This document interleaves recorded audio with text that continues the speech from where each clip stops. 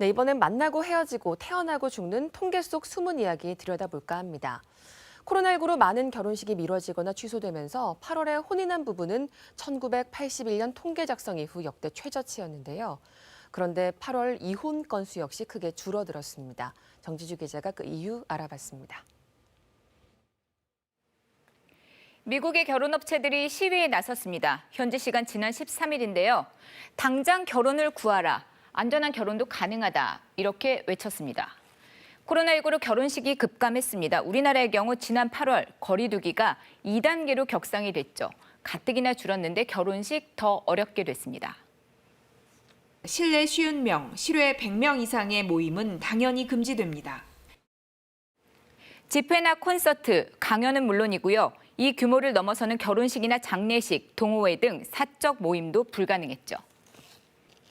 이번 조치는 결혼식을 앞두고 있는 예비 부부들, PC방과 노래방 등을 운영하는 사업주분들과 같이 국민 한 분 한 분의 일상과 생업에 크나큰 영향을 미친다는 점에서 정부로서도 곤혹스럽고 어려운 결정이었습니다.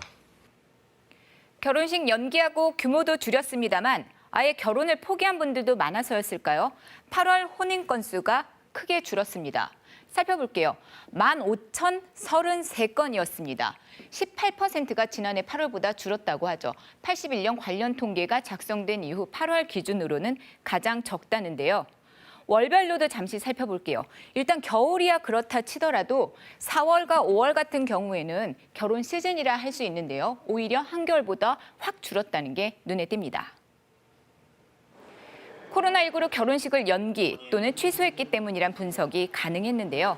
그 결혼식 여름에는 가능할 줄 알았죠. 그런데 오히려 더 줄어버린 겁니다.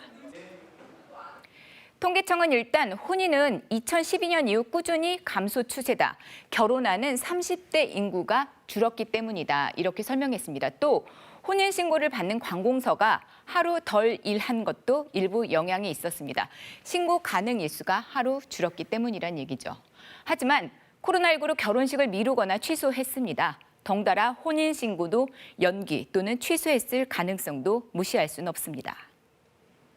코로나19는 법원도 몇 차례 멈추게 했습니다. 법원행정처는 전국 법원에 8월 24일부터 2주간 휴정할 것을 권고하기도 했죠. 이 때문일까요? 이혼도 줄었습니다. 8월 이혼 건수가 8,457건입니다. 지난해 같은 기간보다 6.6%가 줄었는데요. 법원의 휴정, 이게 이혼 감소의 한 변수가 됐다. 통계청은 이렇게 분석하고 있습니다. 혼인 건수가 계속 줄어든 것, 또 사회적 거리두기에 따른 외출 자제 또한 이혼 감소의 원인으로 꼽힙니다. 혼인 건수가 줄면 영향받는 것도 있습니다. 바로 출생아 수인데요.